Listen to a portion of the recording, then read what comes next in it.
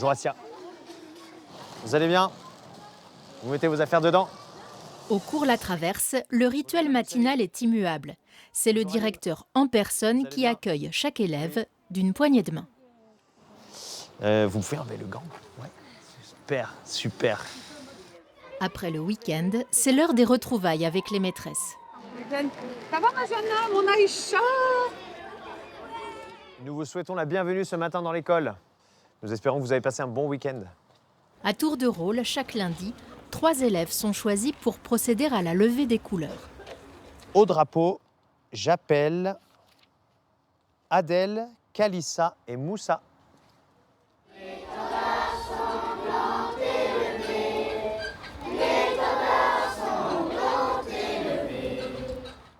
Parce que nous sommes fiers d'appartenir à un autre pays, qui est un pays chargé d'histoire, avec une belle culture, une belle histoire. Nous sommes une école de la République, et donc les valeurs sont des choses qu'on essaie de transmettre aux enfants dans notre école, en lien avec les familles qui sont d'accord et en phase avec ces valeurs.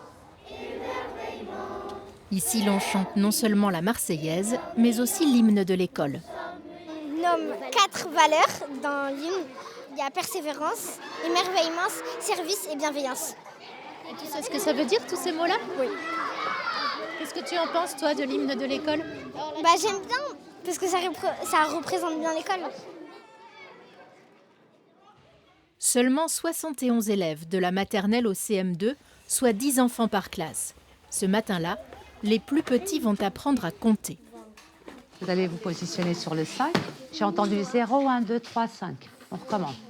Des effectifs très réduits qui permettent quasiment du sur-mesure.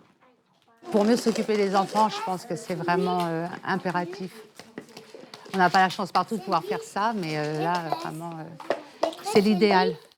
Un peu plus loin, les CE1 planchent sur l'alphabet et la lecture, à base de jeux et de manipulation. L'objectif, c'est 1, de les retenir, et 2, de travailler votre attention. Des ateliers personnalisés suivant une méthode développée à la fin des années 40 par le jésuite Pierre Faure. C'est un pédagogue qui est contemporain de Maria Montessori.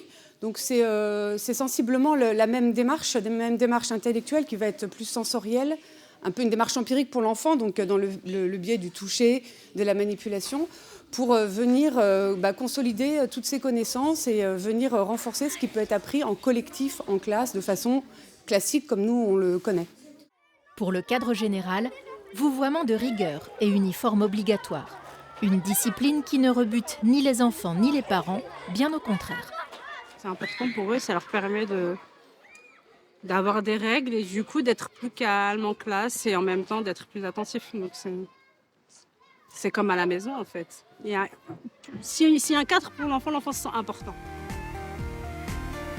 Une aventure qui dure depuis 8 ans déjà, au cœur du quartier prioritaire du Clos des Roses. C'est fini pour aujourd'hui, à demain pour la suite.